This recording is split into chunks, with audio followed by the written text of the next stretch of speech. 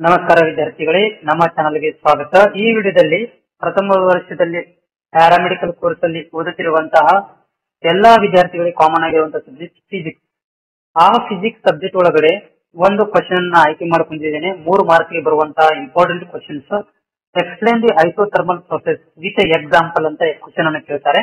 So ಅದಕ್ಕೆ ಎಷ್ಟು notes ಅನ್ನ ಬರೀಬೇಕು ಮತ್ತೆ ಅದಕ್ಕೆ ಸಂಬಂಧಪಟ್ಟಂತ ಎಕ್ಸಾಂಪಲ್ಸ್ ಕೂಡ ನಾನು ಇಲ್ಲಿ ಎಕ್ಸ್ಪ್ಲೇನ್ ಮಾಡ್ತಾ ಇದ್ದೀನಿ.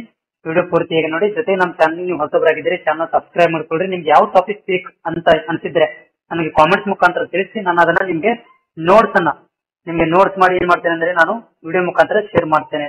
ಹಾಗಾದ್ರೆ ನಾನು ಸ್ಟಾರ್ಟ್ ಮಾಡ್ತೀನಿ. ಇಲ್ಲಿ ಮೊದಲನೇದಾಗಿ ಏನಂತಂದ್ರೆ ಈ ಒಂದು explain the isothermal process with example question ಇದೆ ನಮ್ದು. ಸೊ ಡೆಫಿನೇಷನ್ ಏನಿದೆ ಆನ್ಸರ್ ಅಂದ್ರೆ an isothermal process is a type of thermodynamic process. So isothermal process is a type of thermodynamic process in which the temperature remains constant. Is called isothermal process. So overall in that ಇದೊಂದು thermodynamic process. ಇದರಲ್ಲಿ temperature ಯಾವಾಗಲೂ remains constant ಆಗಿರುತ್ತೆ. Just ಮೂರು ಶಬ್ದ ಏನಂತಂದ್ರೆ temperature remain constant ಅಂತ ಇದ್ರೆ ಅದಕ್ಕೆ ನಾವು ಐಸೋಥರ್ಮಲ್ ಪ್ರೊಸೆಸ್ ಅಂತ ಕರಿತೀವಿ. ಸೊ ಎಲ್ಲಿ ಒಂದು ಪ್ರೊಸೆಸ್ ಒಳಗಡೆ ಟೆಂಪರೇಚರ್ ಕಾನ್ಸ್ಟೆಂಟ್ ಆಗಿರ್ಬೇಕು ಅದಕ್ಕೆ ನಾವು ಐಸೋಥರ್ಮಲ್ ಪ್ರೊಸೆಸ್ ಅಂತ ಕರಿತೀವಿ. I will repeat once again definition.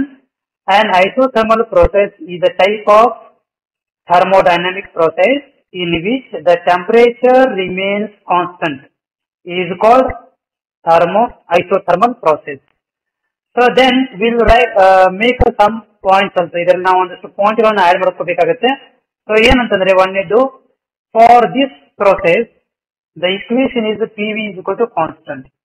ಈ ಒಂದು ಪ್ರೊಸೆಸ್ ಒಳಗಡೆ PV ಓಕೆ ಪ್ರೆಷರ್ ಮತ್ತೆ ವ್ಯಾಲ್ಯೂಮ್ ಯಾವಾಗಲೂ ಕಾನ್ಸ್ಟೆಂಟ್ ಆಗಿರ್ತವೆ. PV is a constant.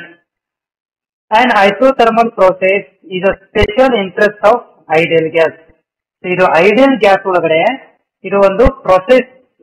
ಈ ಒಂದು ಐಸೋಥರ್ಮಲ್ ಪ್ರೊಸೆಸ್ ಇದೆಯಲ್ಲ ಅದು ಸ್ಪೆಷಲ್ ಆದಂತ ಇಂಟರಾಕ್ಟ್ ಮಾಡುತ್ತೆ. ಅಂದ್ರೆ ಐಡಿಯಲ್ ಗ್ಯಾಸಸ್ ಗಳನ್ನ ಇದು ಚೆನ್ನಾಗಿ ಎಕ್ಸ್ಪ್ಲೇನ್ ಮಾಡುತ್ತೆ. ಯಾವುದು ಐಸೋಥರ್ಮಲ್ ಪ್ರೊಸೆಸ್. ಓಕೆ, ಇಷ್ಟು ಡೆಫಿನೇಷನ್ಗಳು. ನೆಕ್ಸ್ಟ್ ಇಲ್ಲಿ ನಾವು ಹೋಗ್ತೀನಿ ಎಕ್ಸಾಂಪಲ್ಸ್. ಸೊ ಯಾವೆಲ್ಲ ಎಕ್ಸಾಂಪಲ್ ಇದಾವೆ? So example, a boiling of water in a open air.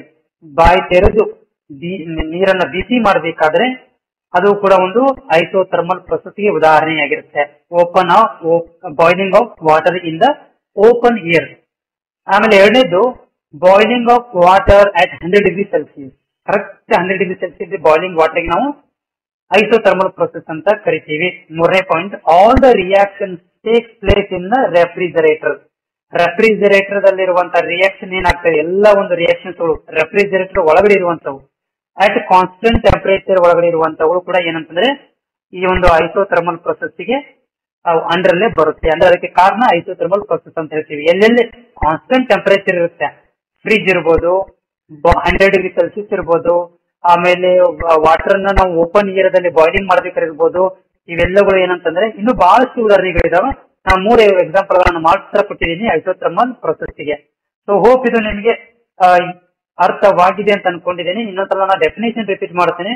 So isothermal process is a type of thermodynamic process in which the temperature remains constant is called isothermal process. For this process the equation PV is equal to constant. This isothermal process special interest for the ideal gases. So hope ನಿಮ್ಗೆ ಇದು definition clear ಆಗಿದೆ ಅಂತ ಅನ್ಕೊಂಡಿದ್ದೀನಿ. ನಮ್ಮ channel ಹೊಸಬರಾಗಿದ್ರೆ channel subscribe ಮಾಡ್ಕೊಡಿ. Thank you so much.